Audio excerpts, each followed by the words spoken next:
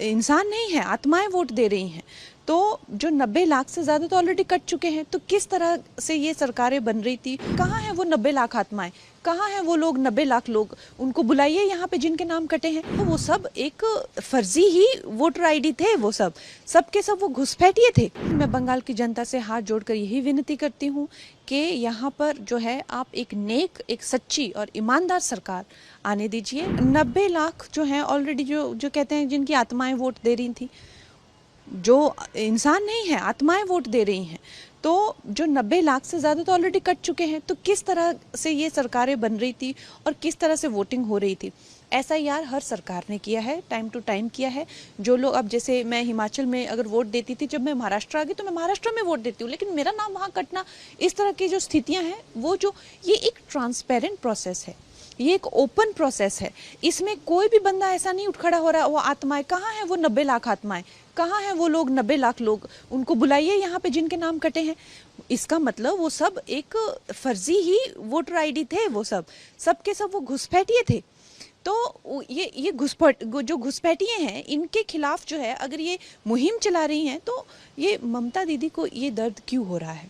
तो ये जो है बंगाल की जनता देख रही है। इसीलिए बंगाल की जनता ने ये निर्णय किया है कि अब की बार यहाँ जो है भाजपा की सरकार लाएंगे। ये क्या लगता है, अपीजमेंट पॉलिटिक्स से कहीं ना कहीं एक कम्युनिटी को लेकर, जिस तरह से मालदा में भी अभी देखा गया, कुछ पहले ही एनआईए की टीम को वहाँ पे सुप्रीम कोर्ट के ऑर्डर से एनआईए की टीम आई है, क्या कहना चाहिए? ऑब्वियसली ये जो इनका जो षड्यंत्र है देश के लिए और सत्ता के लिए, ये किसी भी हद तक जा सकते हैं। आप इस बात को भूल जाइए कि ये सिर्फ चीफ मिनिस्टर की कुर्सी, ये देश के टुकड़े करने तक भी जा सकते हैं सत्ता के लिए। तो ये जो है, इनके जो इरादे हैं, ये बहुत ही इनके गलत हैं, संगीन हैं, और ये इनकी नीयत ठीक नहीं है। और इसीलिए अब बंगाल की जनता ने इनको पूरी तरीके से जड़ से उखाड़ के फेंकने का निश्चय कर लिया है। स्कीम की बात करें तो जिस तरह से सवाल है, महिलाओं को दे रहे हैं कि लक्ष्मी भंडार दिया जा रहा है, कन्याश्री दी जा रही है, तो स्कीम के भरोसे से क्या लगता है कि युवा साथी की बात करें 1500 रुपये, तो क्या लगता है कि इससे क्या महिलाओं को एम्पावरमेंट करना? नहीं, महिलाओं की एम्पावरमेंट के लिए जो भी स्कीम्स चलाई हैं यहाँ पे हमारे प्रधानमंत्री जी ने, वो यहाँ पे आने नहीं दे रहे हैं। वो स्कीम्स यहाँ आने ज़रूरी हैं, चाहे उनके घर बनने हो, चाहे महिलाओं को जो है जो भी सम्मान निधि देनी हो, या छात्रवृत्तियाँ देनी हो, या हमारी बहनों को जो है वो देने, वो कोई भी स्कीम यहाँ आने नहीं दे रहे।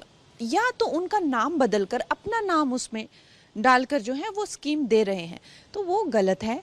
और मैं बंगाल की जनता से हाथ जोड़कर यही विनती करती हूँ कि यहाँ पर जो है आप एक नेक, एक सच्ची और ईमानदार सरकार आने दीजिए। और जो बंगाल का जो स्वर्णिम काल है, बंगाल जो है हमारे एक देश का एक तरह से, एक कह लीजिए कि सबसे महत्वपूर्ण एक रत्न है। हमारे जो मेरे जो फेवरेट नेता हुए हैं, नेता सुभाष चंद्र बोस जी, वो बंगाल के थे। मेरे जो गुरु हैं स्वामी विवेकानंद जी, वो बंगाल से थे। तो बंगाल ने जो है पूरे देश का हमेशा से मार्गदर्शन किया हुआ है, हमेशा से ही। और आज बंगाल की ये स्थिति है कि बंगाल की बेटियां पीड़ित हैं। बंगाल में जो है कितने सारे कंपनियां छोड़कर चली गई हैं। यहाँ पे जो इंडस्ट्रियल हब हो जाता है, इंडस्ट्रीज यहाँ से भाग रही हैं।